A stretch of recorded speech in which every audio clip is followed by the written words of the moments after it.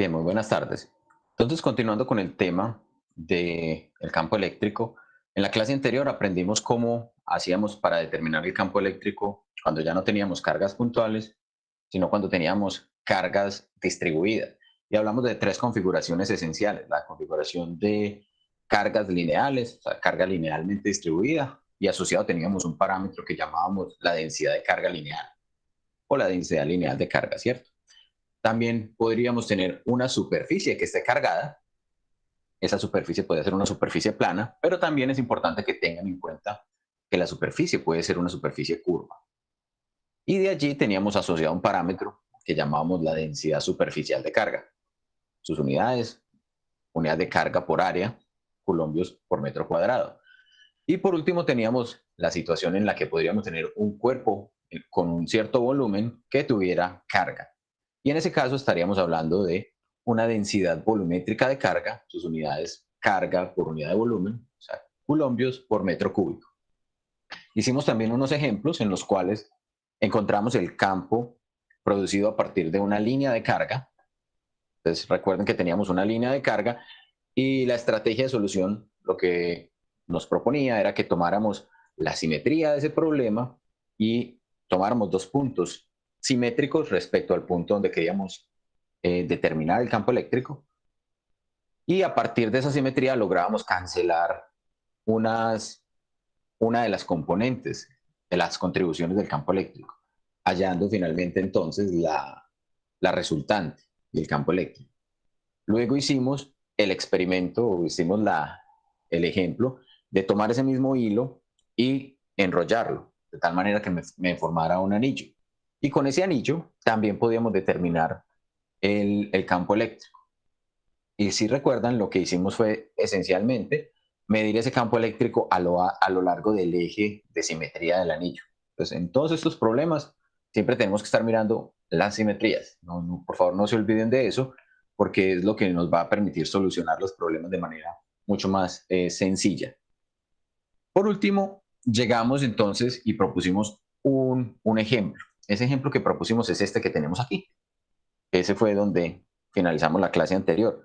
Dijimos, vamos a ver entonces cómo podemos determinar el campo eléctrico cuando tenemos un disco que se ha cargado con una densidad de carga uniforme, o una carga superficial uniforme. Entonces, lo que el problema nos está diciendo es esencialmente que vamos a tener un valor de densidad de carga asociado, en este caso llamémoslo simplemente sigma, que esencialmente va a ser la cantidad de carga que va a estar asociada con cada diferencial de área.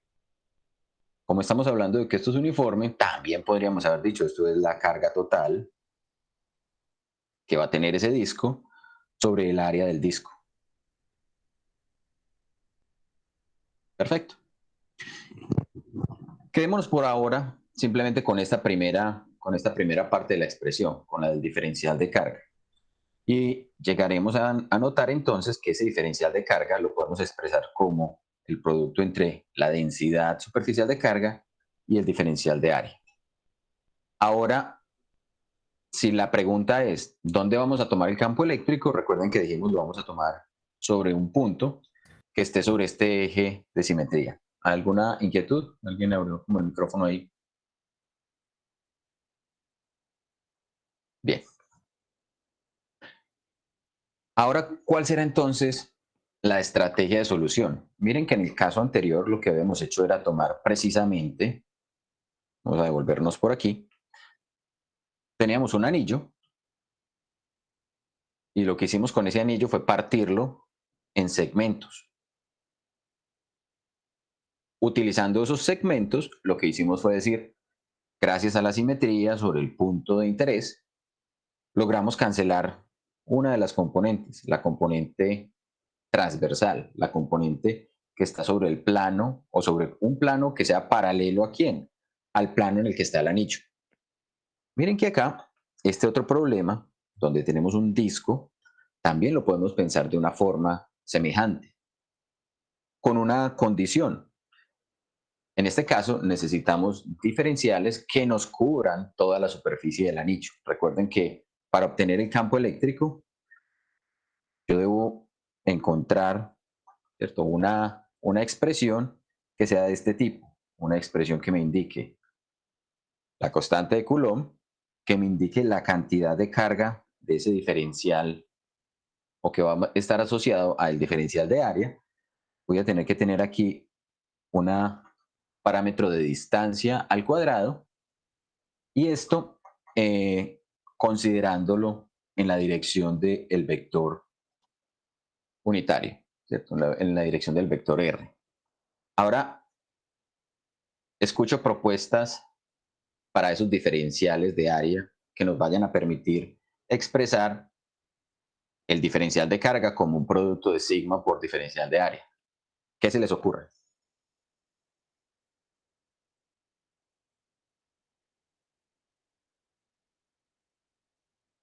Se puede hacer Montesino, un diferencial de área barriendo un ángulo a través de R mayúscula, ¿sí?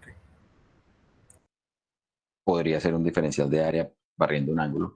Todavía no hemos puesto aquí el parámetro de radio, pero pongámoslo por acá.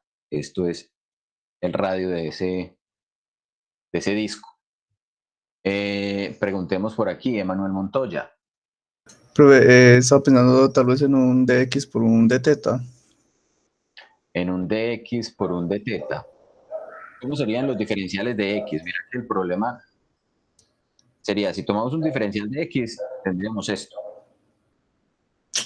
Entonces sí sería más fácil el radio por un d teta. Un diferencial del radio. Con un diferencial de radio. ¿Cómo un diferencial de radio qué?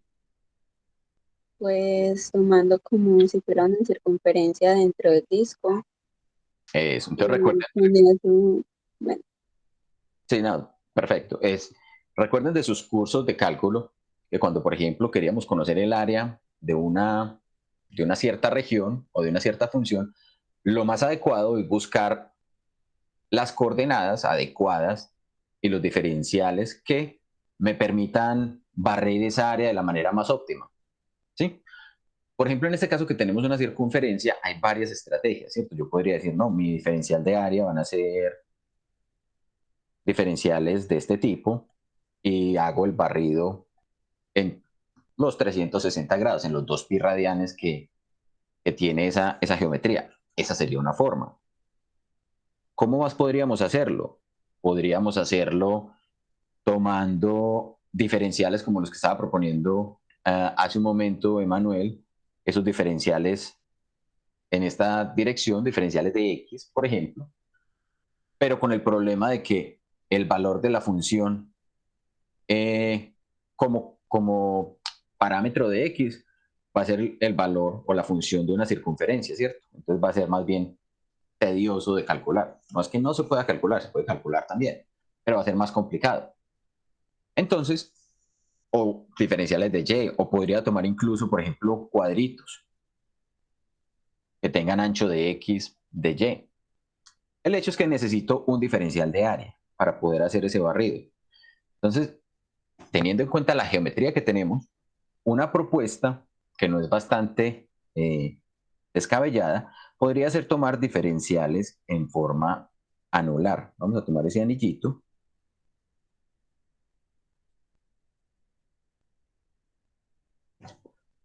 Anillitos que vayan desde un radio interior, o sea, le vamos a asociar a ese anillito un radio R minúscula, o llamémoslo R', para que lo distingamos del R con el cual vamos a hacer el análisis del campo, ¿cierto? Entonces, este es R y este otro radiecito que tenemos acá es R'. Eso, miren que esencialmente nos está devolviendo el problema anterior, donde habíamos hecho el análisis del campo por un anillo. ¿Sí o no? Pero en ese caso, habíamos dicho que esencialmente el espesor era despreciable. Cuando dijimos, vamos a tomar estos diferenciales, en ningún momento hablamos de qué tan ancho era el anillito. Simplemente tomamos la longitud y consideramos cada una de las contribuciones. Aquí miren que también podemos hacer algo similar, pero considerando que esto tiene un ancho de un espesor diferencial de R'. Listo. Entonces, si yo barro el radio de mis anillitos desde un valor que sea 0 hasta un valor que llegue hasta R máximo, estaré considerando todas las contribuciones al campo eléctrico. Y para hacer el anillito, entonces, para poder determinar el campo de ese anillito, miren que ahora lo que vamos a tener es la opción de tomar diferenciales también de manera simétrica. ¿Cómo así? Podríamos tomar un diferencial, vamos a ponerlo, qué sé yo, en naranja. Vamos a ver si se ve el naranja aquí. No muy bien. Pongámoslo en otro color. Este se ve mejor. Este es mi diferencial. ¿Sí? Que está asociado entonces a un d teta.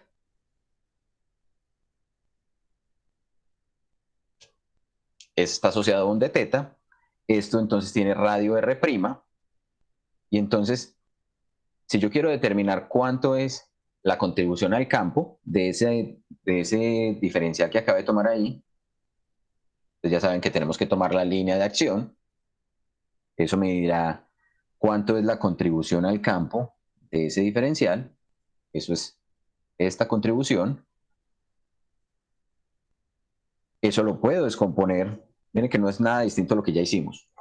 Lo puedo descomponer en una componente a lo largo de z. Eso será d a lo largo de z.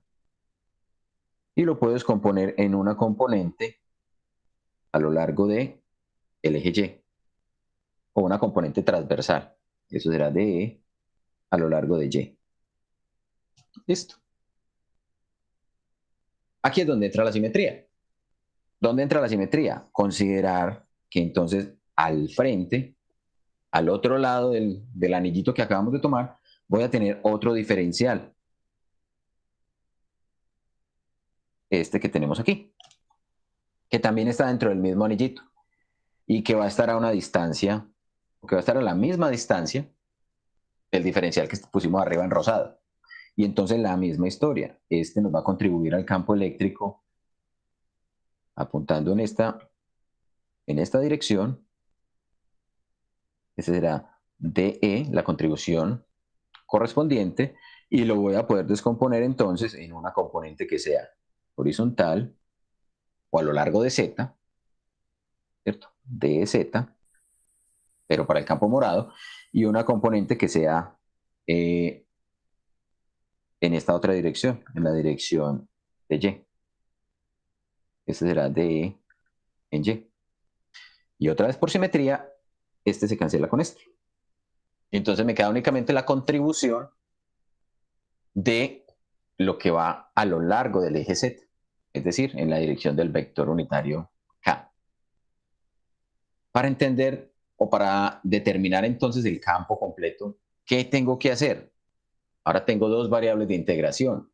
¿Cuáles son esas dos variables? Miren que en la clase anterior hicimos solamente con teta. Barrimos el ángulo teta, lo barrimos por acá. Lo barrimos de entre 0 y 2pi.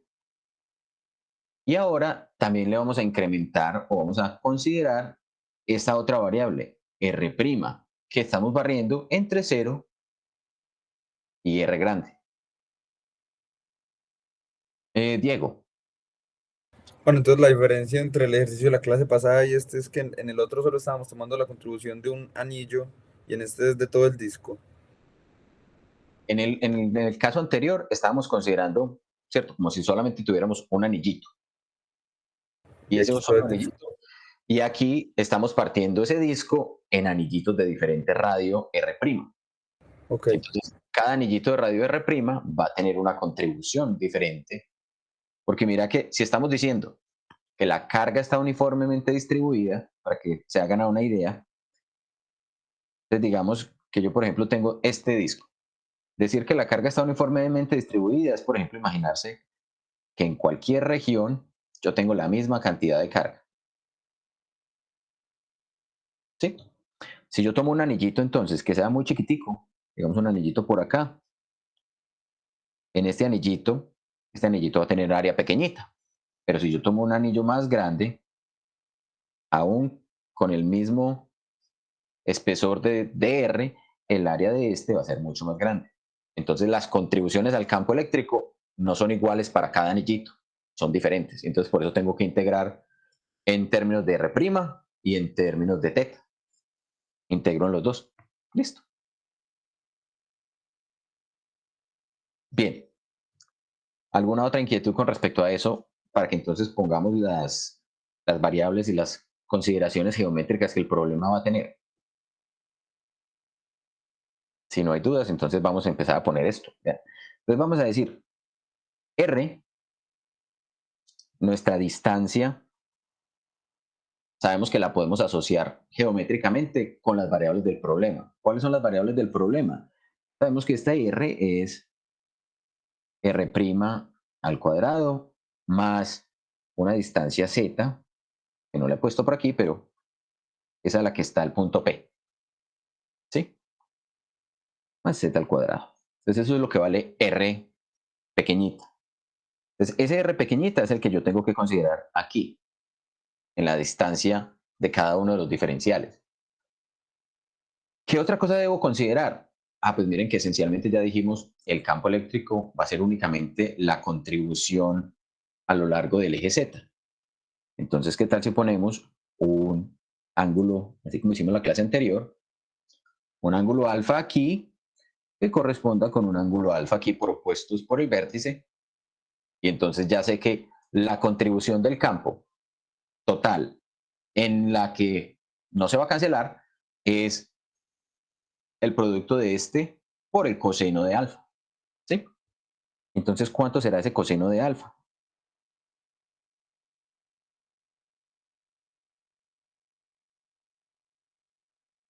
¿Sí?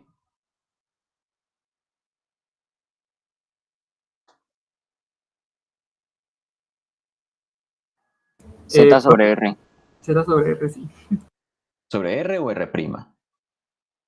Sobre R, sí. Discúlpeme ahí el lapsus, sí, es sobre R, que es el adyacente sobre la hipotenusa, ¿sí o no? Entonces acá tenemos que esto es Z sobre, expresado en las otras variables, R' al cuadrado más Z al cuadrado. Eso es lo que vale el coseno de alfa. Y entonces, ¿cuánto valdrá? ¿O cómo determinamos entonces nuestro diferencial de área? Miren que todavía no lo hemos expresado completamente. Pero si yo, por ejemplo, cogiera ese diferencial de área que tenemos allí, esencialmente ahora el diferencial de área va a ser algo como de este estilo. Lo estoy ampliando bastante, pero la idea es que veamos qué es lo que pasa con ese diferencial. Acá vamos a tener entonces el radio R'. Esto me subtiende un ángulo que vamos a llamar de teta. El espesor de esto dijimos que era de R'. ¿Sí? Y el área, entonces, el área que esto tiene, el diferencial de área va a ser ¿quién? Va a ser la longitud de este arco por el espesor que estoy considerando. ¿Sí? Ahí lo que estoy haciendo es esencialmente considerar que son tan pequeñitos los diferenciales de área que yo puedo aproximar el área a el lado por la altura, como si fuera un rectángulo. Entonces el lado es, esto mide R de teta, esto es la longitud de arco, esto es R', no R de teta, R' de teta, y vamos a multiplicar por dr, que es la altura que tiene ese diferencial de área. Entonces miren que ahora mi diferencial de área me quedó en términos de las variables que sí podemos integrar. ¿Sí? Y ahora vamos a meter eso en la ecuación que tenemos. Profe, esa de R no de R'. Gracias. Gracias por estar allí pendientes de si cometo errores de este tipo, para que ustedes también estén pendientes cuando estén presentando el examen de no cometerlos. ¿Sí?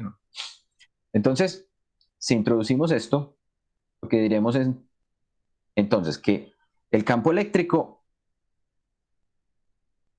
que nos interesa conocer en el punto P es la integral de todas las contribuciones al campo eléctrico de su E. ¿Sí? Y entonces esto es K sub E, que es una constante, por el de Q. Pero el de Q dijimos es sigma de A. Es sigma de A. Y el R al cuadrado en la dirección del coseno de alfa, o multiplicado por el coseno de alfa más bien, y en la dirección del vector unitario K, para decir que es solamente las contribuciones en Z el que nos va a permitir determinar ese campo eléctrico. Bien. Entonces, en cuanto, o cómo nos quedaría el campo eléctrico. Ah, bueno, y esto es integrado. ¿En dónde? Integrado en todo el disco.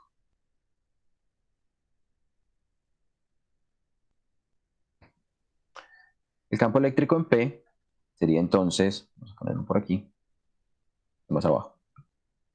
Sería entonces, K sub E es una constante. Sigma es una constante. En este caso de este problema, porque nos dicen que es uniforme, entonces lo podemos sacar acá de la integral. Y ahora debemos integrar o convertir ese dA en su correspondiente R de teta, R' de teta, de R' sobre R al cuadrado, pero R al cuadrado era R' al cuadrado más Z cuadrado, R' al cuadrado más Z al cuadrado, ¿sí? Y multiplicado por el coseno de alfa. Y alfa, el coseno de alfa, dijimos, es Z sobre R. Entonces acá por Z, Z podría salir entonces también de la integral porque la distancia Z no está cambiando, es el punto donde estoy analizando. Y sobre 1 por la raíz por R' al cuadrado más Z al cuadrado a la 1 medio. ¿Cuáles serán los variables o los parámetros límite de integración? Vamos a correr esto un poquito para que me quepan esas integrales o esos límites de integración. Para el caso de teta, integraremos entre 0 y 2pi, así barremos toda la periferia de uno de los anillitos, y para el caso de R', integraremos entre 0 y R grande. Listo. La integral entonces nos queda K sub E por sigma por z. Podemos integrar directamente esta parte de la integral. Esto es de teta entre 0 y 2pi, porque miren que toda esta otra expresión no contiene a teta. Entonces la integral de la diferencial de teta entre 0 y 2pi, ¿cuánto será?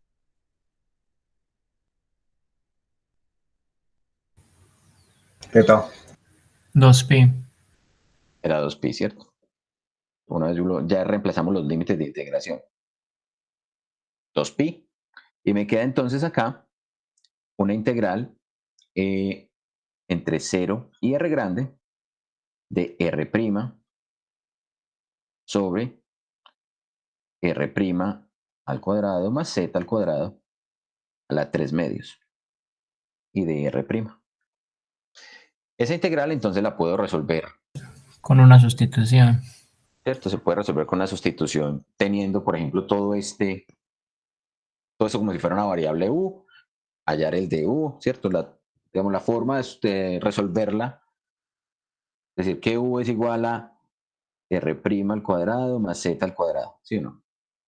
Y decir que el de u es entonces 2r' de r'. Y sigo resolviendo de allí la integral. Sería la forma manual de resolver la integral. Como les decía, uno puede también utilizar alguna otra herramienta. Pues por acá les voy a mostrar la pantalla. ¿Dónde está? ¿Dónde está? Daniel.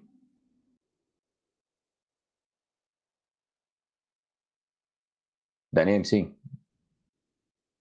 Te escucho. Te escuchamos. Daniel. No sé qué pasó con Daniel. Muy bien. En esta página, mientras Daniel de pronto soluciona su micrófono, que no sé qué problema podrá tener, esta página entonces tiene, es www.integral-calculator.com. Entonces le permite a uno, por ejemplo, introducir una integral en una variable. En este caso, en vez de poner R', puse X, pero es exactamente lo mismo, ¿cierto? Estoy integrando entre 0 y R esta integral y el resultado, cuando computamos la integral, entonces lo puedo encontrar aquí más abajo. Me aparecerá aquí. ¿Sí? En este caso estamos hablando de la integral definida, para que de pronto tengamos cuidado con ciertas suposiciones, suponiendo que R es mayor que 0, eso es correcto, ¿cierto? El radio R no puede tomar valores negativos, y acá estamos suponiendo que los valores de Z son positivos. Entonces, la respuesta a esa integral es 1 sobre Z menos 1 sobre raíz de Z2 R2. Ustedes la ven allí. La voy a copiar por aquí. Sería, pues más, ya creo que ya podemos dejar de compartir. Y entonces la respuesta, en este caso, 1 sobre Z menos 1 sobre raíz de R' al cuadrado más Z al cuadrado. A eso ya es con los límites evaluados entre 0 y R. Perdón, esto no es R pequeñito, eso es R grande.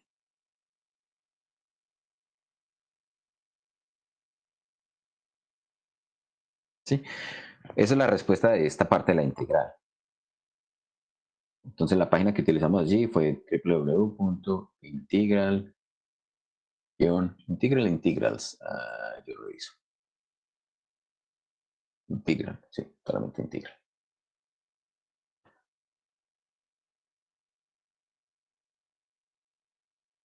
Listo. Y me queda esto multiplicado entonces por la K sub E, por sigma, por 2pi y por Z.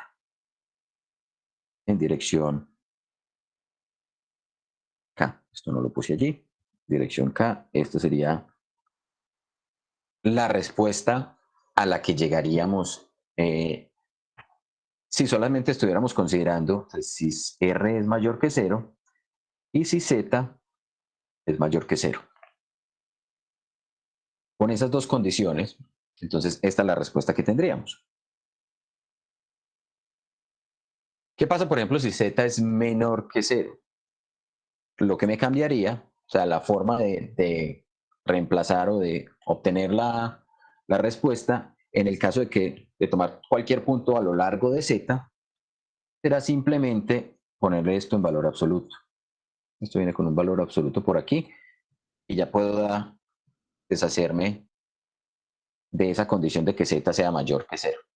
Entonces, si Z es menor que 0, simplemente se toma el valor absoluto de Z en esa respuesta. ¿Alguna inquietud hasta allí con esa respuesta que acabamos de obtener? Juan, ¿Sí? pena, se me había, no sé, desconectado el micrófono. Digamos entonces, pues porque yo la verdad no he integrado en dos variables, pero uno puede hacer la doble integral en un software o una integral por separado, así como lo hiciste. Lo que tienes que considerar es qué parte de la función, o sea, si la función tiene las dos variables de integración embebidas, por ejemplo, esta era la función que teníamos, ¿sí o no? Toda esta es la función y eso es lo que íbamos a integrar. Pero tenemos dos integrales, ¿cierto? Una integral para θ entre 0 y 2pi y una integral para R' entre 0 y R. Entonces, ¿qué se fija uno? Uno se fija si toda esta expresión tiene la mezcla de las dos, entonces ahí ya no puedes integrar como si fueran dos integrales separadas, ¿cierto? No puedes separar una integral de la otra. Aquí esencialmente lo que hicimos implícitamente fue llegar y coger esto de acá, ponerlo por acá entre 0 y 2pi y sacar este diferencial por aquí y ponérselo acá. Eso fue lo que hicimos. Estos fueron los pasos que seguimos. Entonces, eso me permite a mí integrar solamente esta parte y ya meterlo dentro de la respuesta, o sea, dentro de toda la expresión. ¿Sí? ¿Por qué lo pudimos hacer así? Porque las variables de alguna manera eran separables, ¿cierto? La función es de variables separables, entonces se puede hacer así. Pero si no tenés esa situación, pues tendrías que resolver la integral doble, que de pronto se puede resolver en un software, de pronto se puede resolver, no sé, con matemática o no sé, algunas de estas páginas de tablas de integración te permiten poner integrales dobles, algunas no, algunas son limitadas solamente eh, a, a encontrar integrales en una sola variable, pero tienes que pagar si quieres hacer integrales dobles, pues no sé. Esa podría ser la situación a la que te veas enfrentado. ¿Listo? Juan, ¿usted sabe si la universidad tiene licencia de matemática? En este momento no tiene licencia de matemática. José René, Juan, una duda. Si ese R tiende a cero, ¿ese disco no se convertiría como en una carga puntual? si R grande tiende a 0, se convertiría como si fuera una carga puntual. Eso es lo que vamos a ver en este momento. O sea, recuerden que cuando hicimos este análisis, o estos análisis de campos eléctricos producidos por distribuciones, teníamos que analizar casos, o sea, es importante mirar los casos particulares. ¿Cuáles son esos casos particulares? Caso 1, precisamente que Z sea mucho más grande que R. ¿Qué pasa cuando Z es mucho más grande que R? Miremos a lo que nos veríamos enfrentados. Supongamos que por esa situación R cuadrado va a tender a 0. ¿Sí? Miren en lo que se nos convertiría el problema. Esa Z que yo tengo aquí por fuera del corchete va a entrar al corchete y se va a distribuir entre los dos términos, uno que está acompañando el Z en valor absoluto y uno que va a estar acompañando ese radical. ¿Por qué lo voy a hacer así? Para que miremos lo que va a pasar o lo que podría pasar en esa situación. Entonces, si esa fuera la situación, el campo eléctrico, cuando Z es muy grande, bajo esa condición de que Z sea mucho mayor que R, ¿en qué se convertiría? En caso E por sigma por 2pi por, acá me quedó Z sobre el valor absoluto de Z menos Z sobre R2 más Z2. Pero este Z2 de aquí, este R se volvería 0. Entonces miren el problema al que vamos a llegar. Entonces esto se me convierte en ¿qué? Caso E por sigma por 2pi 1. Estamos suponiendo que lo vamos a tomar a un valor Z positivo muy grande o considerando pues el valor absoluto de Z. Y esto me quedaría menos Z sobre, mire que me quedaría el Z2 solito dentro del radical. Entonces saldría como Z también, ¿cierto? Entonces esto me quedaría 1 menos 1. Y entonces me llevaría a pensar que el campo eléctrico en P, cuando Z es muy grande, es 0. ¿Eso tiene sentido?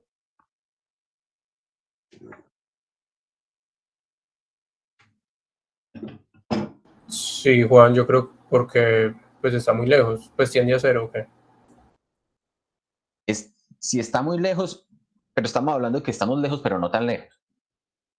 O sea, estamos lejos, pero no en el infinito. Que solamente en el infinito esto es 0. Entonces, esto aquí, esto no tiene sentido.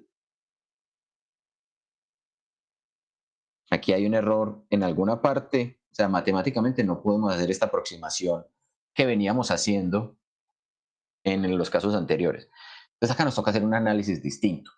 Entonces, vamos a hacer el análisis largo y luego hacemos un análisis corto. ¿Cómo sería el análisis largo? El análisis largo nos implica, entonces esto sería, a ver, llamémoslo, distingámoslo, los diferentes casos. Llamemos esto análisis 1 en el cual r cuadrado tiende a 0. Vamos a hacer un análisis 2. Y en ese caso vamos a utilizar una cosa que se llaman las expansiones en series de Taylor. ¿Han escuchado de las series de Taylor? Sí, Sí, en algún momento sí. Las manejan con propiedad. no,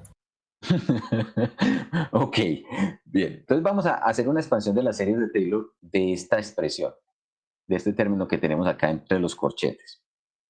Vamos a expresar esto de esta manera. Vamos a decir esto es 1 menos z sobre la raíz de ¿quién? De R2 más Z2. ¿Qué es lo que vamos a hacer entonces para aplicar esa serie de Taylor allí? Vamos a convertir esto en 1 menos, este Z dejémoslo acá, y acá en el radical, metido dentro del radical, vamos a sacar un factor común Z2. Le saquemos factor común Z2. ¿Cómo nos queda lo que está dentro del radical? Nos queda R2 sobre Z2, le sacamos factor común, y menos, bueno, más 1. ¿Sí? Ahora, ¿qué podemos hacer con ese Z2 que sacamos de factor común? Lo podemos sacar del radical. Entonces nos convierte en 1 menos Z. Al salir del radical, el Z2 se convierte solamente en Z. Y dentro del radical me queda R2 sobre Z2 más 1. Listo. Cancelo este Z con este Z. Entonces la expresión en qué se me va a convertir. Se me va a convertir en 1 menos 1 sobre, voy a ponerlo ahora, en vez de radical, lo voy a poner a la 1 medio. R2, Z2 más 1 a la 1 medio. Y ahora voy a poner ese 1 medio, o esa expresión que tengo con ese radical, lo voy a poner en la parte del numerador. Entonces me queda 1 menos R2 sobre Z2 más 1 a la menos 1 medio.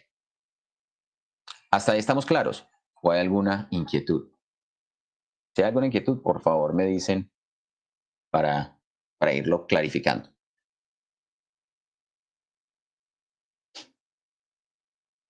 Bueno, entonces la serie de Taylor toma como base o como soporte algo que se conoce como la expansión. Podemos utilizar lo que se conoce como la expansión binomial. Vamos a exponer aquí en qué consiste la expansión binomial. La expansión binomial es, yo tengo una expresión a más b elevado a una potencia n. Esto se puede escribir como una serie o una sumatoria de unos términos. El primer término es a la n más n veces a la n menos 1 multiplicado por b más n veces por n menos 1 sobre 2 factorial a la n menos 2 multiplicado por b a la 2 más, y ahí puedo seguir poniendo términos y términos y términos. En teoría, esa expansión o esa sucesión que acabamos de escribir me va a representar lo que este binomio va a tender al mismo valor, va a convergir al mismo valor que este binomio. ¿Listo? ¿Cuál es entonces nuestra expresión? La expresión que podemos tomar allí. Pues esta expresión que tenemos acá, esta parte de acá es como si fuera un binomio, donde esto es A, esto es B, y este es mi factor binomial, el que está, el que me está exponencial a la, que me representaría al n.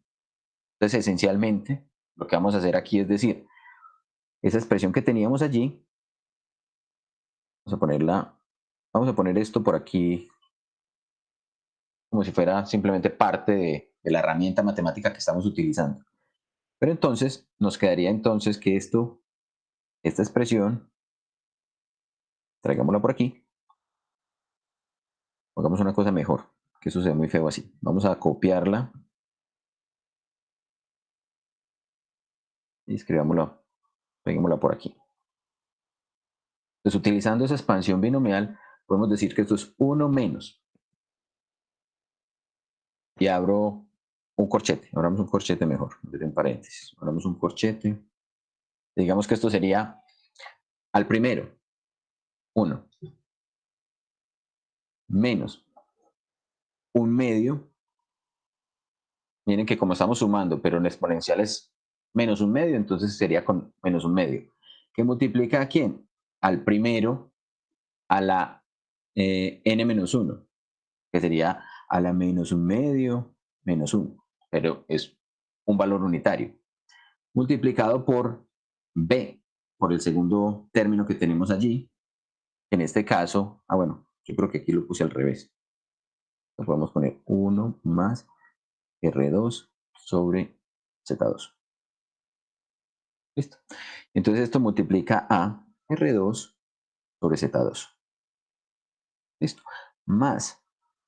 Entonces ponemos otra vez menos un medio que multiplica a menos un medio menos 1 sobre 2 factorial. Y acá este otro término me quedaría R a la 4 sobre Z a la 4. Más, ¿Por qué paré ahí? Porque si habíamos dicho por aquí que Z es mucho más grande que R, e incluso habíamos supuesto que R al cuadrado tendía a 0, pues entonces este R a la 4 sobre un valor numérico muy grande, esto se puede despreciar. Este es el que me va a dar 0, y de ahí para allá todos los R's van a tener exponentes mucho más grandes, entonces se puede despreciar. Entonces, ¿en qué me queda convertido ese binomio? Pues esta expresión que teníamos acá, esta que tenemos acá, se puede aproximar ¿a quién?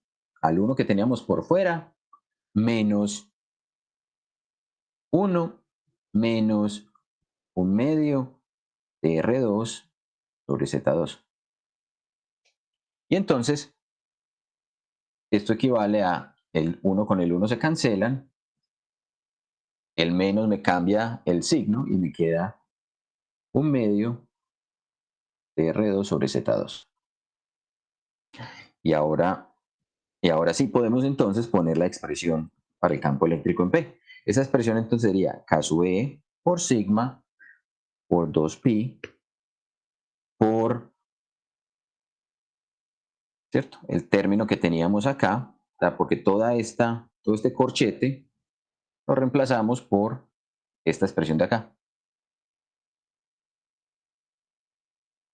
Un medio de R al cuadrado sobre Z al cuadrado en dirección K.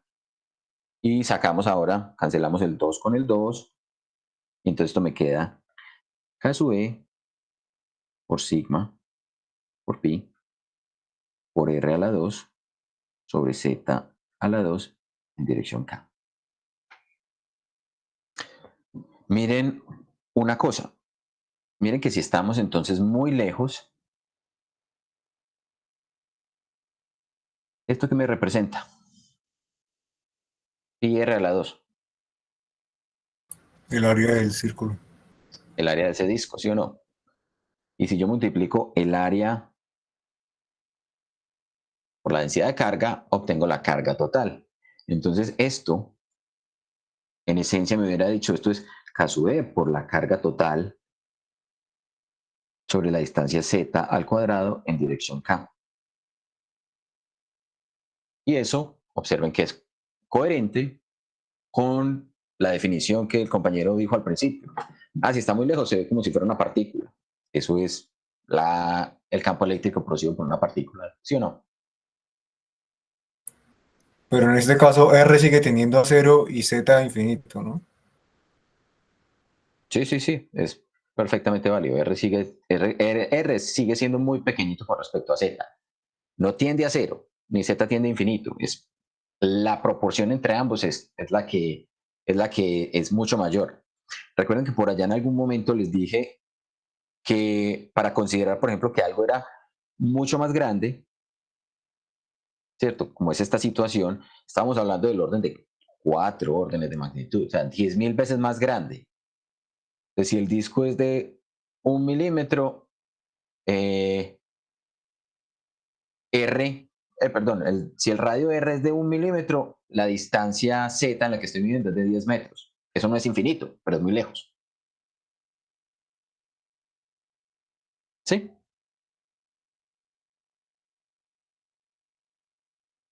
¿Alguna inquietud? No, sí. La tercera forma de haber hecho este análisis, ¿cuál hubiera sido? Si hubiéramos dicho, por ejemplo,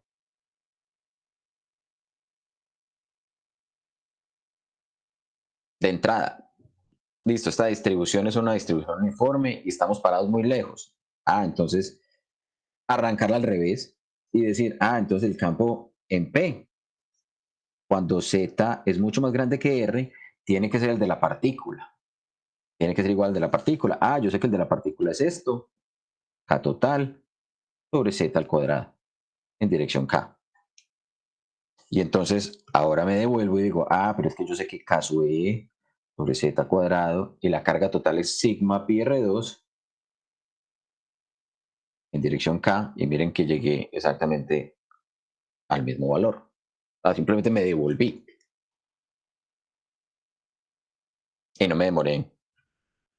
No tuve que hacer esta expansión binomial y no llegué a un valor cero que no tendría sentido. Listo.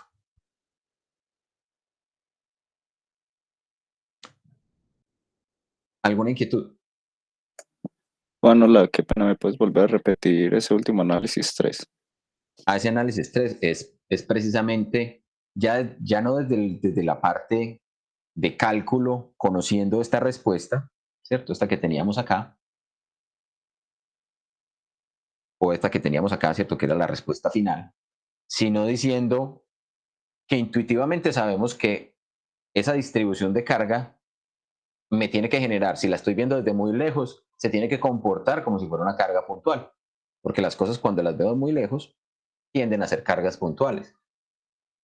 Entonces, arranco de la expresión de la carga puntual, K sub E por la carga sobre Z cuadrado en la dirección de K.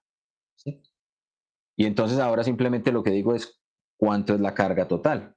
Y esa carga total, pues, no es otra cosa que la densidad por el área. Y llegamos a la misma expresión que en el análisis 2. El análisis 2 nos tomó un poco más de desarrollo matemático, pero miren que el análisis 3 no nos va a llevar a una respuesta errónea tampoco.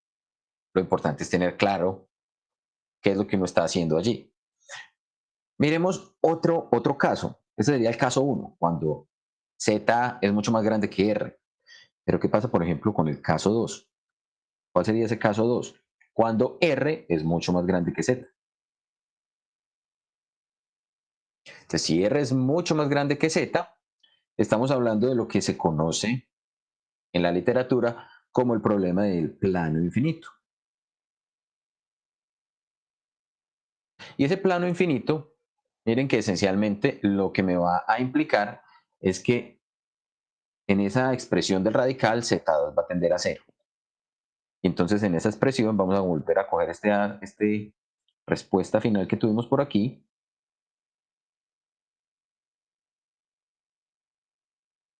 Vamos a duplicarla y pongámoslo por aquí. Miren que esto lo que me está diciendo es, si Z al cuadrado tiende a 0, entonces este término se anula. R saldría entonces de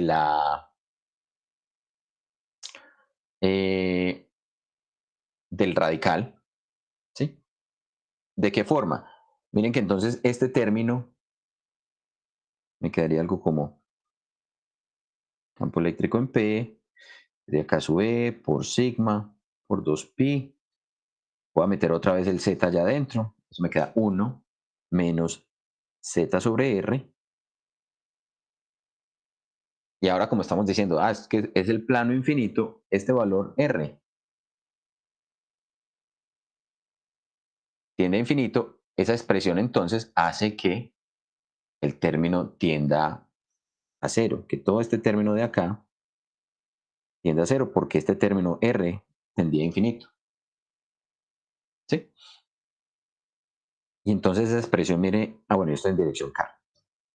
No notemos la dirección.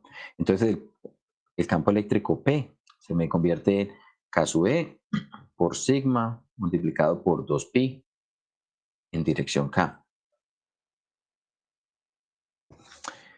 Si nosotros tomamos el K sub E y lo reemplazamos por 1 sobre 4pi epsilon 0 por sigma por 2pi, nos daremos cuenta que esto se me convierte entonces, se me cancela el 2 con 2 abajo, el pi con el pi de acá, y esto se me convierte en sigma sobre 2 epsilon 0 en dirección K.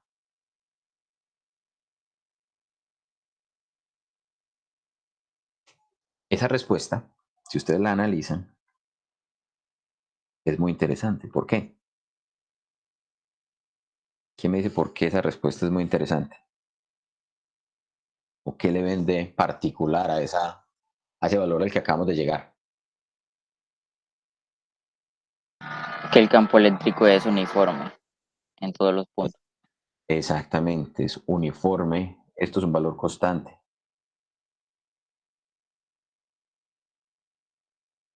Es constante y esencialmente no depende de Z. Eso es muy importante.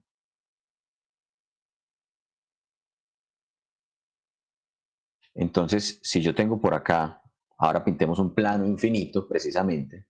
Digamos, voy a ver un plano infinito visto de ladito. Ese plano infinito yo lo puedo representar como si fuera una línea, si la estoy viendo así de lado. Entonces quiere decir que si yo tomo el campo en este punto, esta sería mi dirección perpendicular al plano. En este caso, por ejemplo, estamos considerando que esto es el eje Z. Entonces, el campo eléctrico en esta posición apunta hacia allá. ¿Y cuánto vale? Si ese fuera P, el campo eléctrico va a ser sigma sobre 2 epsilon 0. Y si el punto fuera aquí, va a valer exactamente lo mismo. Y si el punto fuera aquí, va a valer exactamente lo mismo.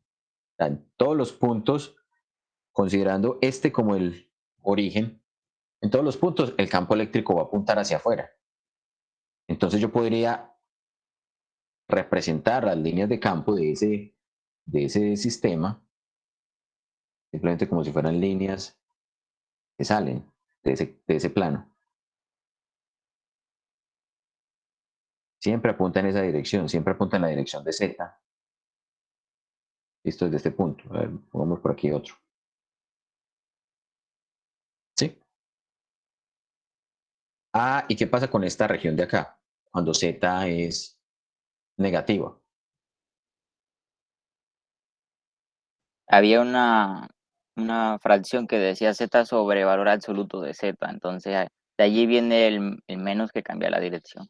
Exactamente. Entonces, cuando teníamos esta respuesta, miren que acá yo olímpicamente saqué este valor o simplemente metí aquí este Z y lo representé como 1. Pero si lo hubiéramos representado como Z sobre el valor absoluto de Z, entonces cuando tengamos la respuesta para una posición por aquí, el campo eléctrico va a apuntar hacia allá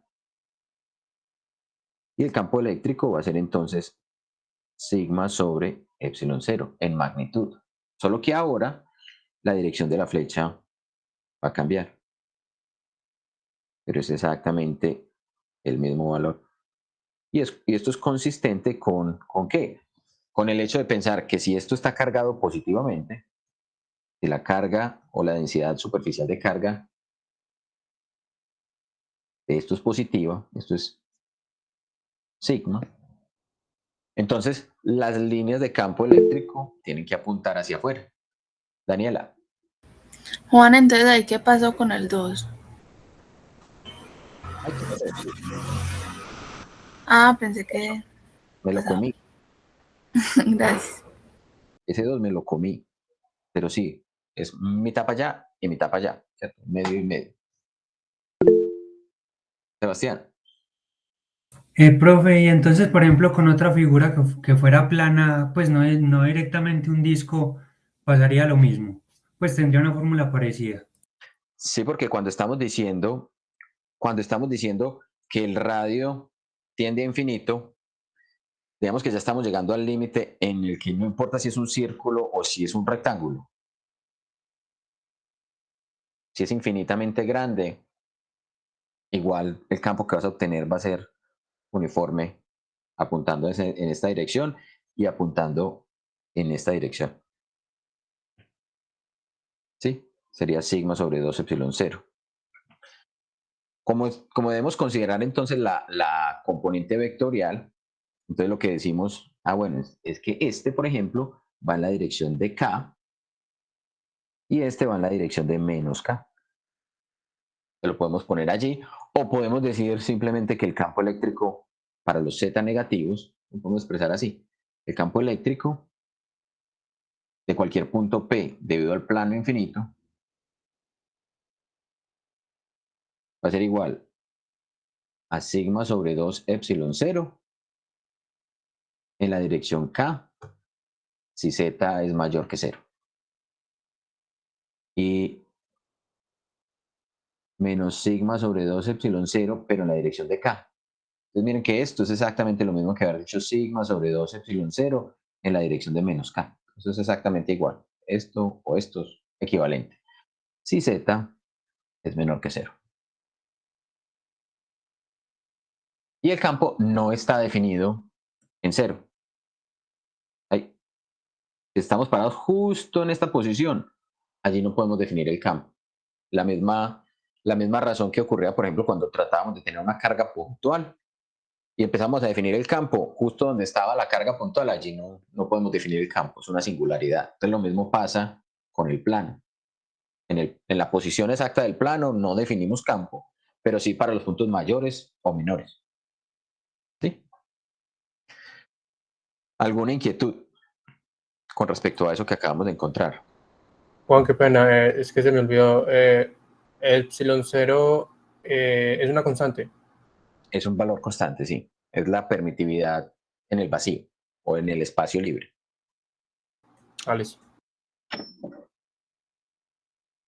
Entonces, como esto es constante, pues entonces digamos que se simplifica esto. ¿Cómo podríamos haber hecho también este problema a partir de determinar, por ejemplo, esta situación? Miren que podríamos haberlo tomado de esta manera. Si no lo hubiéramos hecho a partir de un disco.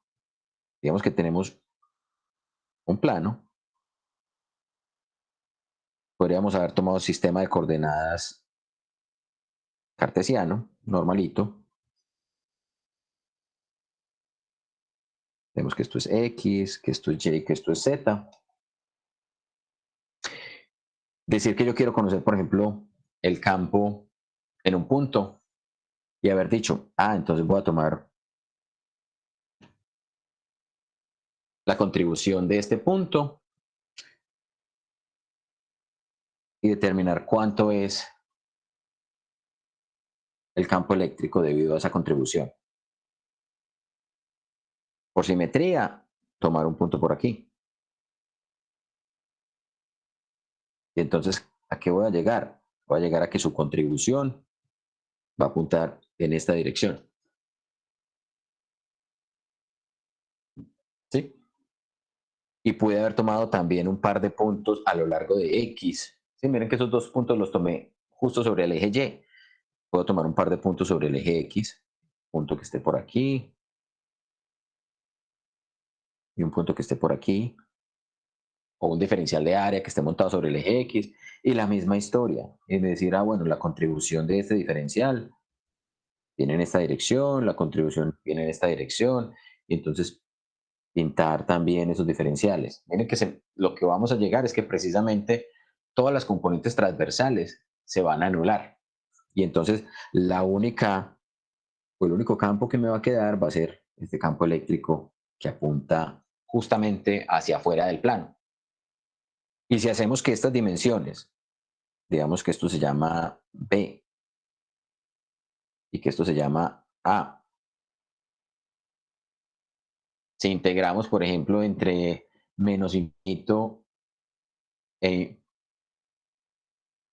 infinito, tanto para las direcciones X como para las direcciones Y, vamos a llegar justamente al problema o a la misma solución a la que llegamos con este plano infinito que partimos circularmente, ¿cierto? Arrancamos con un plano circular.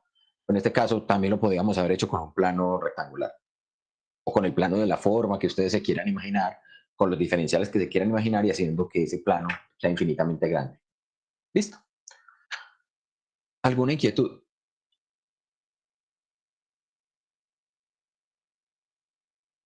Ahí estoy leyendo los comentarios y nadie ha dicho nada más de lo de MATLAB. Entonces, vamos a mirar otra situación que tiene que ver justamente con estos planos de tamaño infinito y con la situación que se nos va a presentar, por ejemplo, cuando tenemos un par de planos infinitos enfrentados uno con el otro, porque eso es una situación que nos vamos a encontrar un poquito más adelante en el curso. Supongamos que este es un primer plano cuya densidad superficial de carga es positiva, pero frente a él vamos a poner un plano también infinitamente grande cuya densidad superficial de carga es de la misma magnitud, pero del signo opuesto. Entonces tenemos dos planos infinitos enfrentados uno con el otro, que están separados una cierta distancia entre sí.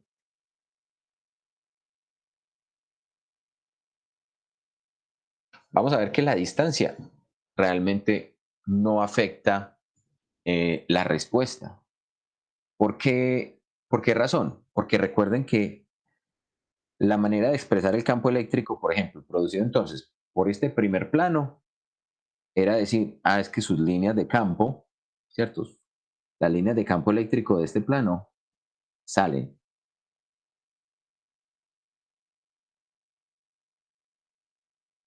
Tanto para allá como para allá.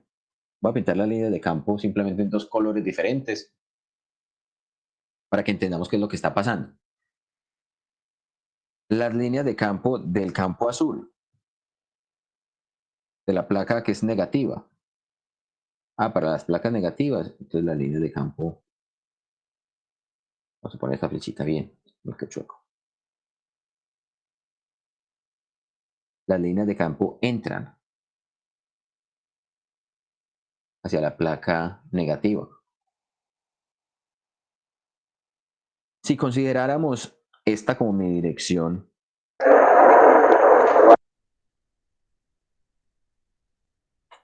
¿cierto? El eje en el cual están, un eje que sea perpendicular a esos dos planos, miren que el campo eléctrico producido por la placa positiva, en esta región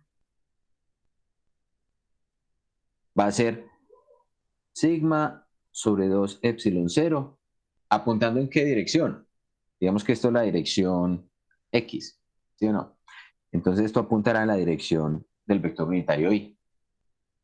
Por acá, debido a la placa roja o la placa positiva, es menos sigma sobre 2 epsilon 0 en la dirección Y. Lo que tenemos que considerar es que más allá de la placa azul, el campo rojo también tendrá esta misma contribución. Es como si estuviera por acá también.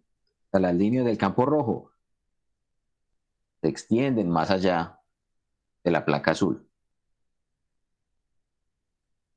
Pero lo mismo pasa con las líneas de campo azul.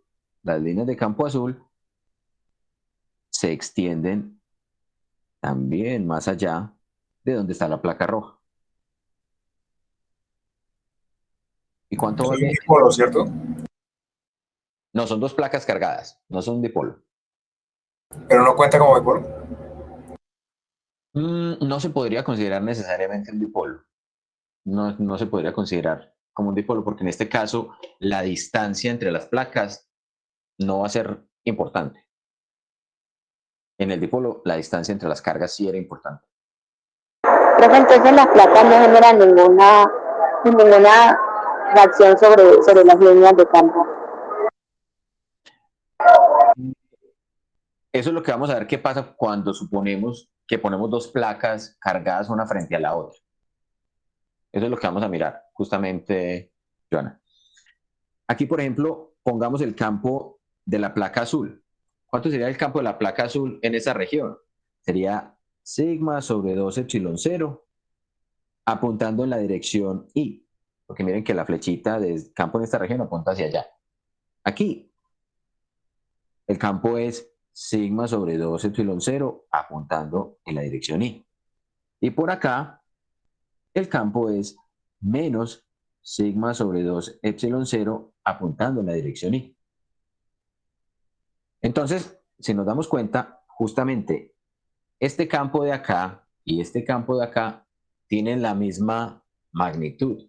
Entonces, el campo total en esta región, aquí va a ser 0. Para la región más allá de la placa azul, el campo es de magnitud sigma sobre 2 epsilon 0 y acá es menos sigma sobre 2 epsilon 0. Entonces, el campo total nuevamente va a ser 0. Y en toda esta región del medio,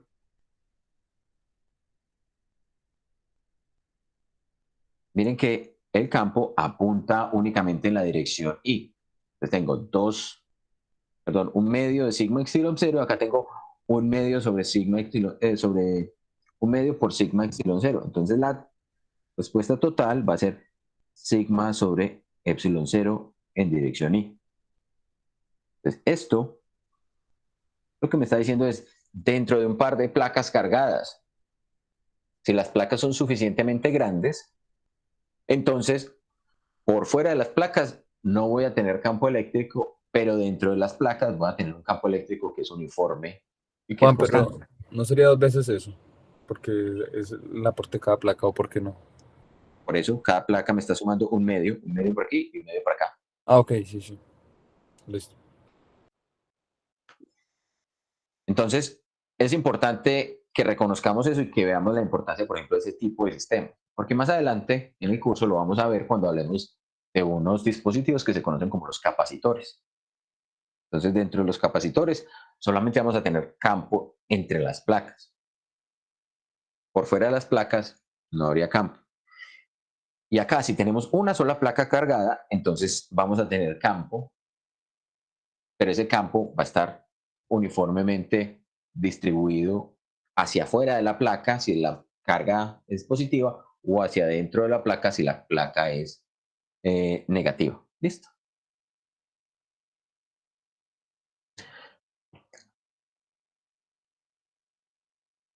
Vamos ahora a hablar de un tema.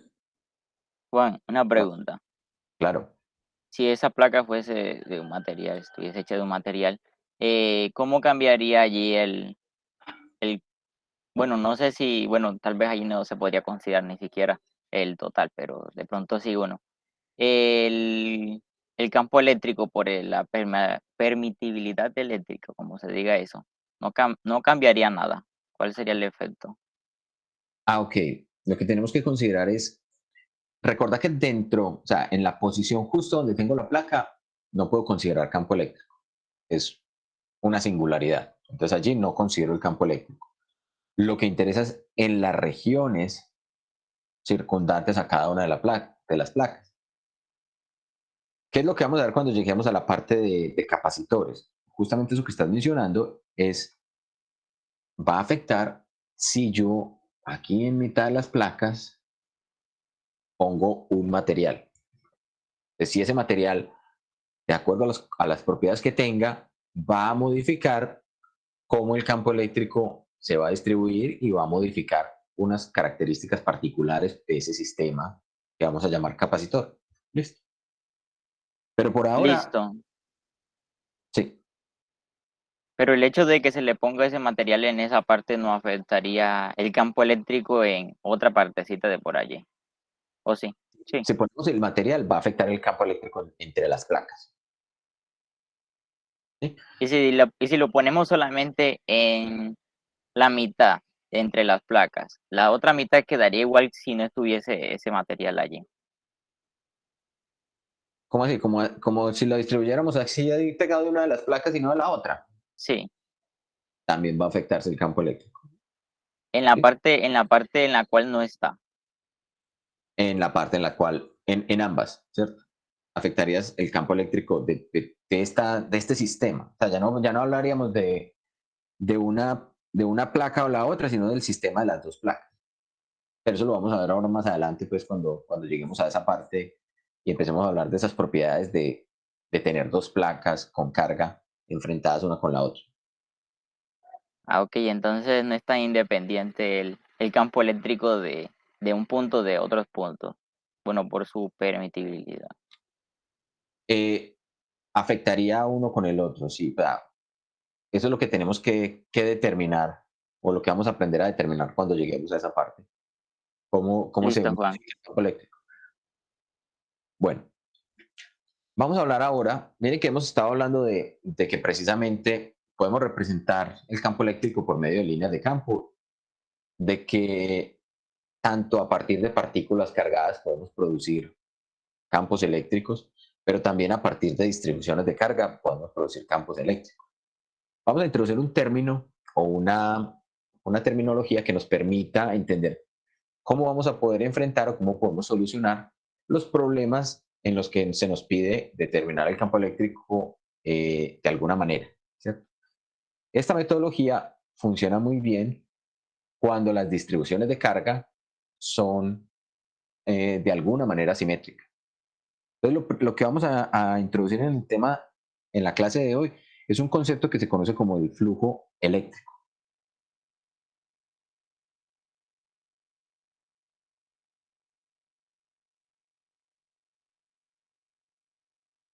Cuando hablamos de flujo eléctrico, lo que nos estamos haciendo o a lo que estamos haciendo referencia es a una operación vectorial que nos permita determinar cómo se comporta el campo eléctrico cuando interactúa con una superficie.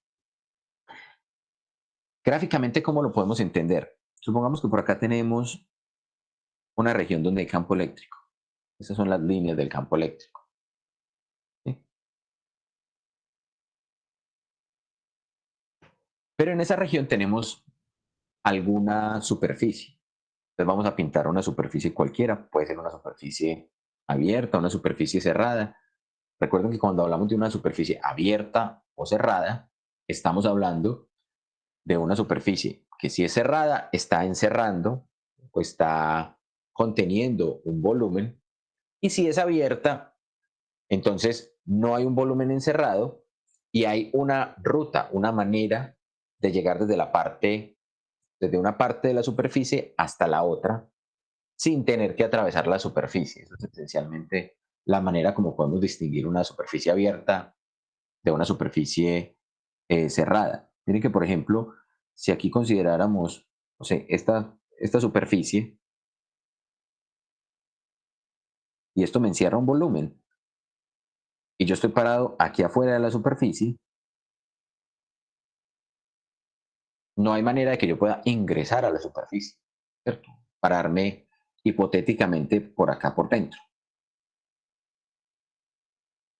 Eso no lo puedo hacer. Pero si tuviera una superficie abierta, sin importar la forma, digamos que, por ejemplo, si es un plano, yo me puedo parar por acá, ir hasta el borde de la frontera, dar la vuelta y quedar parado por abajo. Si la superficie fuera más compleja, una superficie curva, digamos esta misma que tenemos aquí, pero resulta que ahora tiene un huequito. Uno pensaría, esa encierra un volumen. No, realmente va a tener esta región con ese huequito, actuará como frontera de mi superficie, y entonces yo puedo llegar, pararme por acá y entrar por ese huequito y llegar hasta esta posición, hasta la posición interior. Entonces, esas son superficies abiertas y estas son superficies cerradas. ¿Listo? Independiente de eso, acá podemos poner una frontera o una superficie cualquiera. Digamos que tenemos esta superficie, que puede ser abierta o puede ser cerrada, como la queramos imaginar. Al ser una superficie, esa superficie tiene un área. Y asociado con el área, entonces yo puedo definir diferenciales de área. ¿Qué es un diferencial de área? Es simplemente una región sobre la superficie en el cual yo puedo definir un vector normal o un vector perpendicular. Ese vector normal lo represento en forma de vector unitario. Pero resulta que el campo eléctrico está atravesando esa superficie. Entonces, en ese punto donde yo tomé ese diferencial de área, el campo eléctrico puede estar apuntando, no sé, en esta dirección, por ejemplo. Vamos a borrar esto para que no me quede montado uno sobre el otro.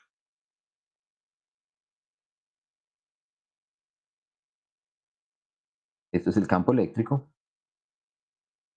En ese punto, este es el vector normal. Y asociado a ese vector normal, entonces tengo un diferencial de área. Resulta que si yo multiplico el diferencial de área, que es la magnitud de ese diferencial, o el tamaño que ese diferencial de área tiene, por el vector n, entonces voy a obtener un vector que se llamará el vector diferencial de área, que no va a ser otro que un vector que es paralelo al vector unitario que acabamos de tomar. Ese es el vector de A. Entonces, siempre que estemos hablando de este tipo de interacciones, vamos a hablar de la interacción que ocurre entre el campo vectorial y la superficie entendida a partir de diferenciales de área también vectoriales. O sea, necesitamos poner vector con vector. Y vamos a definir aquí un término. Ese término lo vamos a llamar entonces flujo.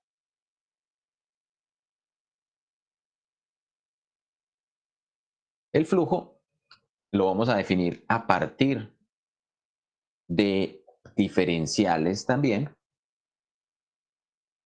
Desde el flujo eléctrico, llamémoslo simplemente con la letra griega phi. El flujo eléctrico va a ser ¿quién? Va a ser tomar diferenciales de flujo eléctrico, y esos diferenciales de flujo eléctrico no son otra cosa que el producto punto entre el campo eléctrico en esa posición por el vector normal por el diferencial de área, o lo que es lo mismo, el producto punto entre E y de A. Entonces, eso es lo que vamos a definir como flujo. ¿Cómo encontramos el flujo eléctrico total? Lo que tendríamos que hacer es integrar sobre todos los diferenciales de flujo, sobre todas las contribuciones al flujo eléctrico que ese valor va a tener. Observen entonces que si yo, por ejemplo, solamente tomo uno de esos diferenciales y lo definí como E punto de A, esto esencialmente es ¿quién? Es la magnitud de E por la magnitud del dA por el coseno del ángulo que forman ellos dos. Y ese ángulo está definido por acá.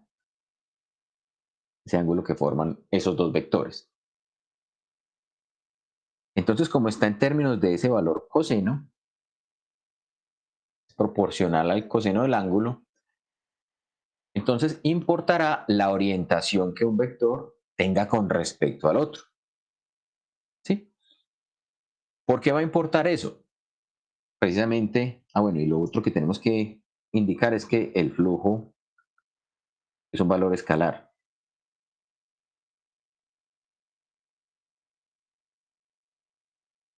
¿Sí? La operación producto punto, recuerden que nos arroja un valor escalar. Entonces el flujo total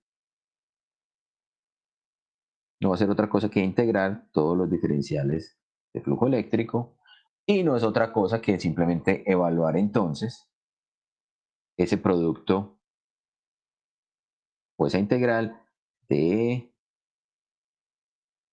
A por el coseno de teta.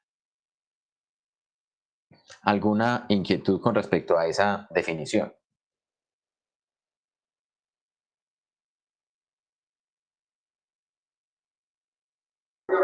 Profe, ¿la superficie va a estar cargada o no? La superficie es una superficie.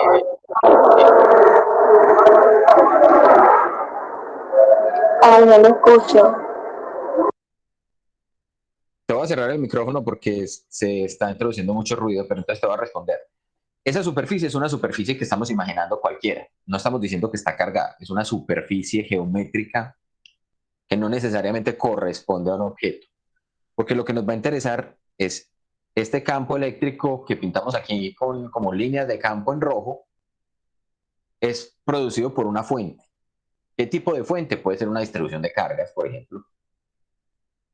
No sabemos exactamente de dónde provino ese campo eléctrico, pero sí sabemos que si yo tomo un área o una región, entonces esa área, a través de esa área, pasa un flujo o un flujo eléctrico.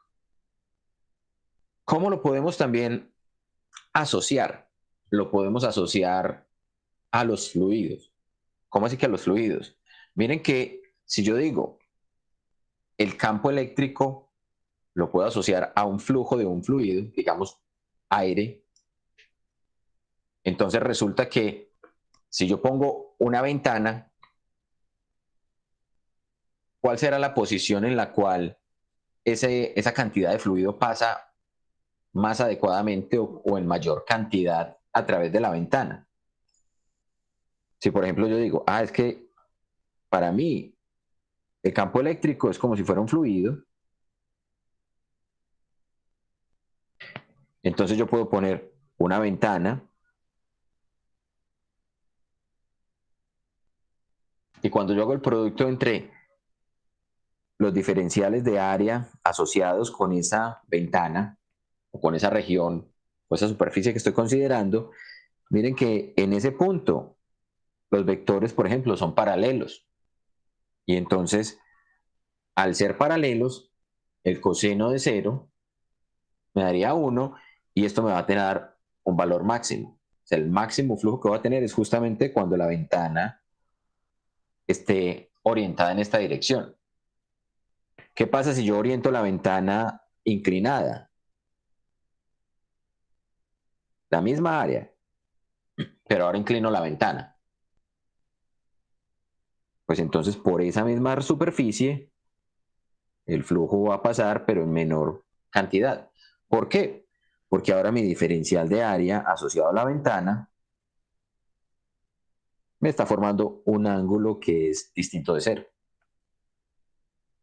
Porque el campo sigue apuntando hacia allá.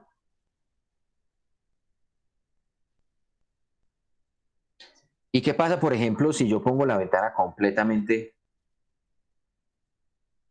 acostada? Mi diferencial de área apunta ahora en esta dirección. Y el campo eléctrico apunta en esta dirección. Entonces obtengo un ángulo recto acá. Θ es igual a 90 grados. Aquí θ era igual a 0 y aquí θ está entre 0 y 90. Entonces miren que acá, por ejemplo, este sería el flujo máximo. Acá sería el flujo nulo. Y acá tendríamos un flujo que va a ser mayor que 0, pero menor que el flujo máximo. No sé si es clara esa analogía con un fluido y una ventana. Sí, profe, yo creo que mucho mejor. Listo. Entonces, Daniel. Juan, el campo eléctrico que estamos tomando ahí es el campo eléctrico de la fuente que atraviesa la superficie o es propio de la superficie. Es el campo eléctrico de una fuente que está por acá. Digamos, esto es una fuente que está cargada. Pero en este caso, no estamos viendo esa fuente. Simplemente nos están diciendo, existe un campo eléctrico. Listo. Y pues en el dibujito de arriba, pues, digamos, es una superficie, digamos, sólida. Entonces, también es como que lo atraviesa. Si estamos considerando una superficie abierta, digamos que podríamos haber dicho, es que esto es una superficie abierta, entonces esto tiene una frontera y va a tener un lado por aquí y otro lado por el otro lado, ¿sí o no? Pero si tuviéramos una superficie cerrada, digamos un volumen, entonces tendríamos que considerar, cuando hacemos la integral completa, que el campo eléctrico está entrando por un lado y está saliendo por el otro. Listo. ¿Qué es lo que vamos a tener entonces? ¿Qué es lo que vamos a tener entonces en cuenta aquí? Miren que ese ya dijimos, el flujo eléctrico entonces es un valor escalar. Pero aparte de una operación en la que estamos multiplicando campos por áreas. Entonces, asociado vamos a tener también unas ciertas unidades. Y esas unidades nos van a permitir entender un poquito qué es lo que estamos haciendo con esta operación. Miren que estamos multiplicando campo eléctrico o magnitud de campo eléctrico por diferenciales de área y por cosenos. Entonces sabemos que el coseno, por ejemplo, no nos arroja unidades, pero el campo eléctrico sí tiene unidades de ¿qué? De newtons por coulombio, y el área tiene unidades de metro cuadrado. Entonces, el flujo eléctrico va a estar expresado en términos de ¿quién? De newtons multiplicado por metro cuadrado sobre coulombios. Y si ustedes recuerdan, el campo eléctrico también dijimos, lo podemos expresar en términos de voltios sobre metro. Entonces, voltios sobre metro por metro cuadrado, o multiplicado por metro cuadrado, esto me arrojará entonces voltios multiplicado por metro. Entonces, cualquiera de estas unidades que me aparezcan allí van a ser las unidades del flujo eléctrico. Listo.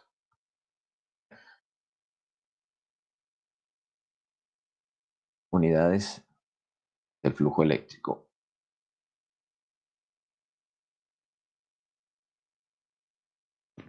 ¿Qué es lo que tenemos entonces que identificar?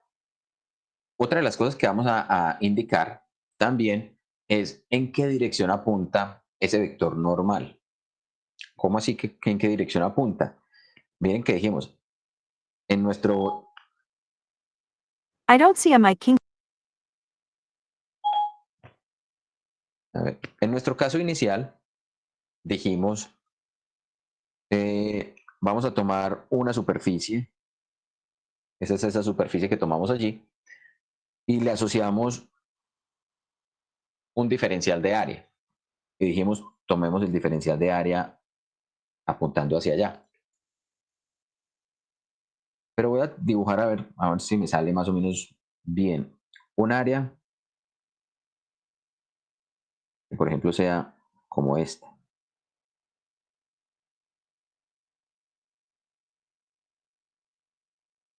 ¿Sí? Esta superficie que tenemos allí. Yo puedo tomar un diferencial de área por acá que apunte en esta dirección. Pero en esa misma posición, yo también puedo tomar un diferencial de área que apunte hacia allá. Entonces es importante determinar en cuál de las dos direcciones estoy tomando el diferencial de área, porque eso me va a afectar justamente el resultado de esa operación de flujo. Porque miren que yo estoy multiplicando por el coseno. Entonces, si tomo este diferencial de área y el campo, por ejemplo, apuntaba en esta dirección, en ese punto, entonces el ángulo por acá será este. Pero si estamos considerando el otro vector, entonces el ángulo será este ángulo que forman aquí. ¿Sí? Entonces hay que tener cuidado con cuál de los dos vectores de área voy a trabajar. Entonces, para que no tengamos problemas, si tenemos una superficie cerrada, entonces esto es con el caso de las superficies abiertas. Entonces, básicamente, ¿qué es lo que decimos? Que el diferencial de área puede apuntar en cualquiera de los dos sentidos.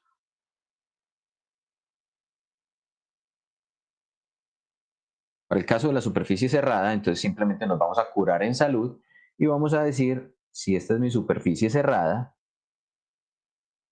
el diferencial de área es el que apunte hacia afuera del volumen.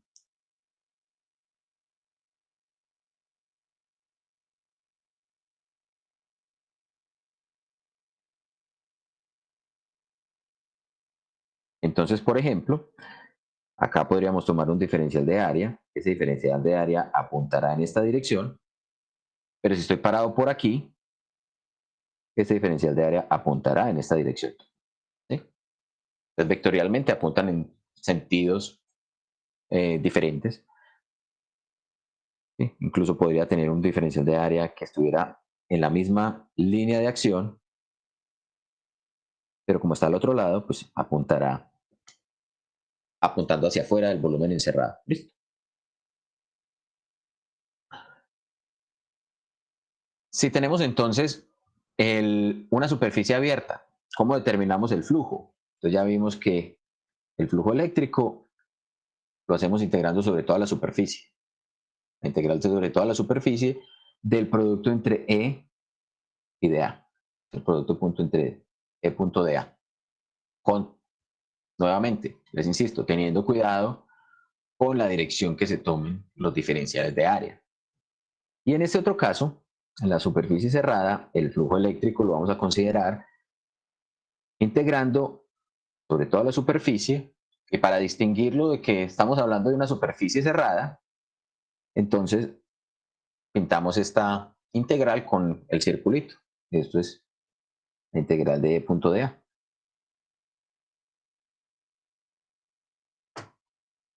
¿Alguna inquietud?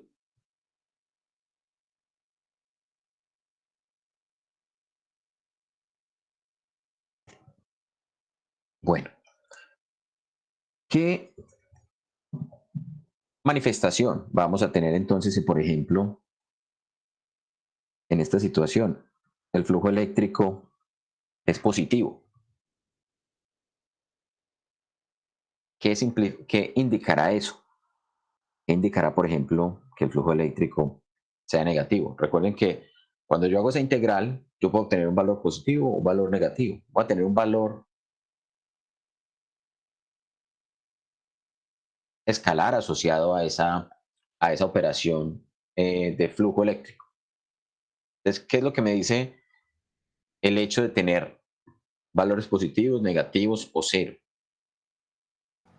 Bueno, yo creo que es el sentido con respecto a un vector. Es con respecto al vector, ¿cierto? Entonces, miren que los vectores acá los tomamos apuntando hacia afuera, en este caso. Bueno, una pregunta. Eso es como las integrales de campo de varias variables, más o menos. Sí, sí, sí. Ah, ok. Porque Entonces, precisamente estamos integrando una propiedad que es el campo eléctrico, que es una función vectorial, que es entonces, un... se toma igual que cuando uno tiene el campo siempre a la derecha es el positivo y si lo tiene a la izquierda es el negativo, el sentido negativo. O sea, mejor dicho, como el horario es negativo y el contrahorario es positivo. Pero el horario y contrahorario, ¿en qué si estamos haciendo una operación de producto punto? No, en la integral. O sea, a la hora de hacer la dirección del campo, pues va a decir, se va a tomar como positivo o negativo. Creo que no estoy entendiendo esa parte. Tal vez porque hace mucho tiempo veo cálculo en varias variables. Pero aquí con esta respuesta que nos está dando Marco en el chat, Marco nos dice que el positivo que sale y el negativo que entra. Miren que esencialmente eso es digamos, la analogía a lo que podemos hacer con el caso de los fluidos. Entonces, si obtenemos un valor de flujo eléctrico mayor a 0, entonces eso lo podemos asociar a que el campo eléctrico sale o principalmente sale de esa superficie encerrada.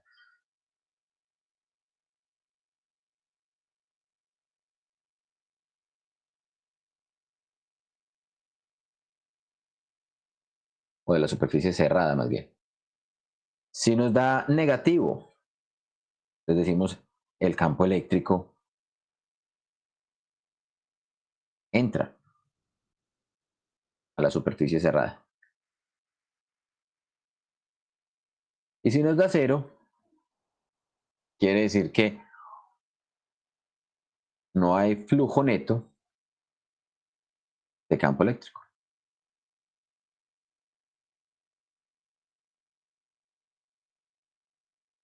Esas serían las 3 posibilidades que vamos a tener cuando hagamos el cálculo del flujo eléctrico. O nos va a dar mayor que 0, o nos va a dar menor que 0, o nos va a dar justamente 0. ¿Sí?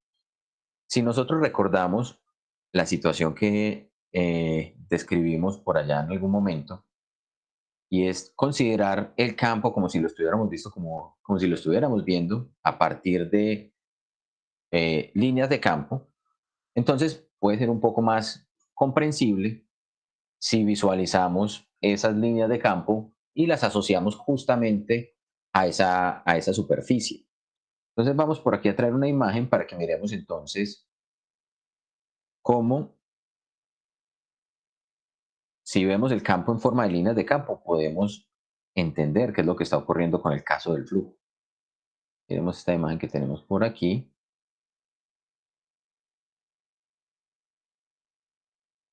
Con un rayón. Bien. Miren esta situación. Por ejemplo, acá tenemos una carga positiva. Entonces sabemos que las cargas positivas me producen líneas de campo que apuntan radialmente hacia afuera de la carga. Si yo por acá considero esta región o esta superficie, en este caso es una superficie cerrada, observen que en este punto el campo eléctrico apunta hacia allá. En este punto el campo eléctrico apunta hacia allá. En este punto apunta hacia allá. Y en estos puntos, en cada uno de estos puntos, el campo eléctrico justamente apunta en la dirección que están las flechitas.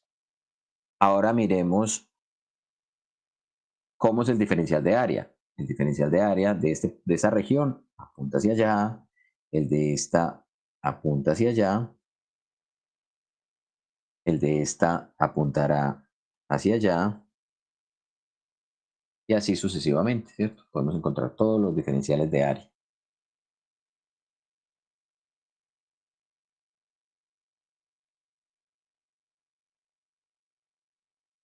¿Qué es lo que nos vamos a encontrar entonces?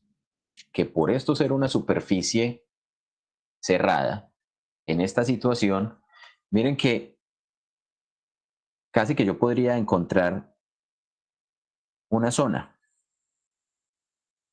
en ese objeto donde las líneas de campo eléctrico producidas por esta carga fuente, todas estén entrando. ¿Sí? Todas esas líneas de campo van a estar apuntando hacia adentro. Pero una vez pasen por aquí, todas esas líneas de campo, cualquiera que yo pinte, esta que pinté por aquí, entró acá, pero salió por acá. Entonces, cuando yo hago el producto neto sobre toda la superficie cerrada de cuánto es el flujo eléctrico, entonces en toda esta región voy a tener un flujo eléctrico neto de tipo negativo, y en toda esta otra región voy a tener un flujo eléctrico positivo. Y en este caso, la cantidad que entra es exactamente igual a la cantidad que sale. Entonces, en esta situación vamos a tener un flujo eléctrico 0. ¿Sí? Para esta otra situación, miren la situación B. Esto es un dipolo. El dipolo tiene líneas de campo que salen justamente de la carga positiva y entran a la carga negativa. Entonces vamos a tener líneas de campo que van a estar apuntando de la positiva a la negativa directamente. Pero por acá vamos a tener regiones del espacio que pueden no estar contenidos dentro de esta superficie que estamos pintando. Si ustedes recuerdan las líneas de campo del dipolo, de hecho no son como están aquí pintadas, sino que eran como aquí así. ¿Sí?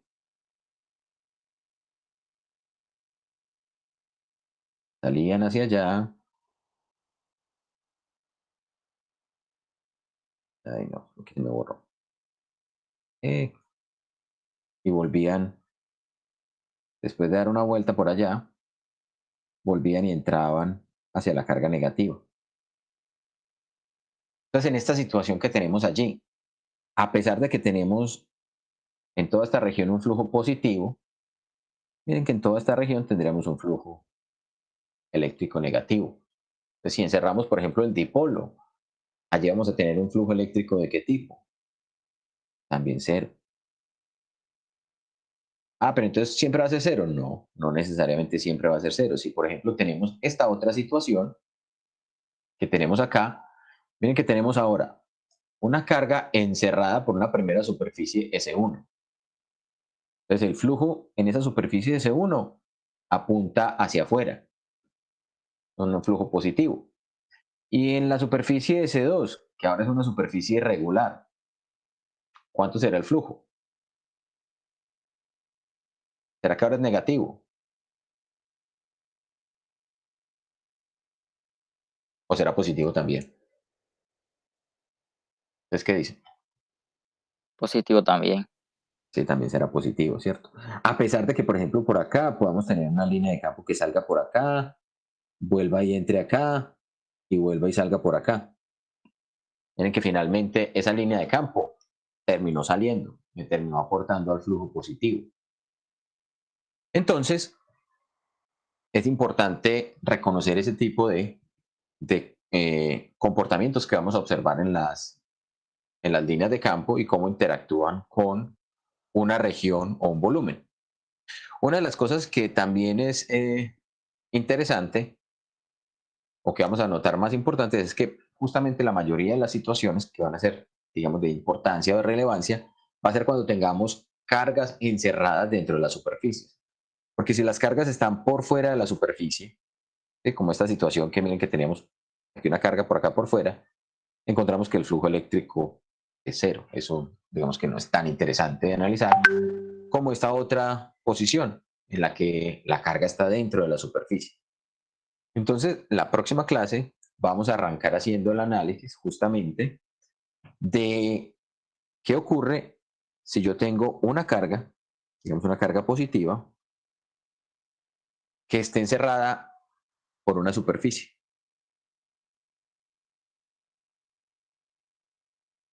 Está encerrada aquí por esta superficie que está allí o que estamos viendo acá. Podemos considerar que esa superficie es una superficie esférica incluso. Es decir, esto tiene un radio R, uniforme. Y mirar entonces cómo podemos determinar el flujo eléctrico allí. Y no solamente eso, nos vamos a dar cuenta que el flujo eléctrico en esta situación también va a corresponder a si tuviéramos esto otro.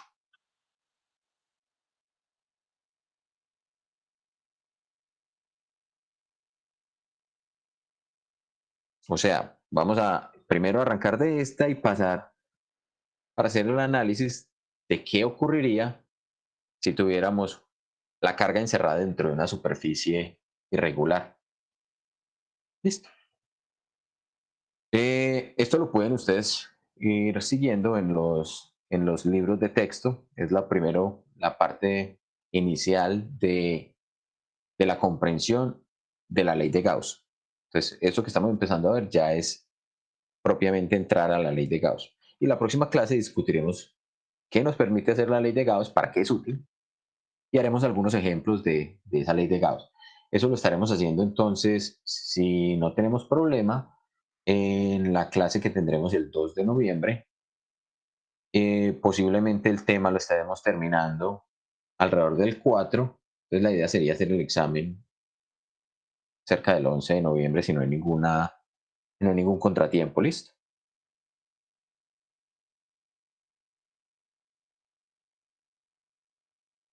Listo, Juan, muchas gracias.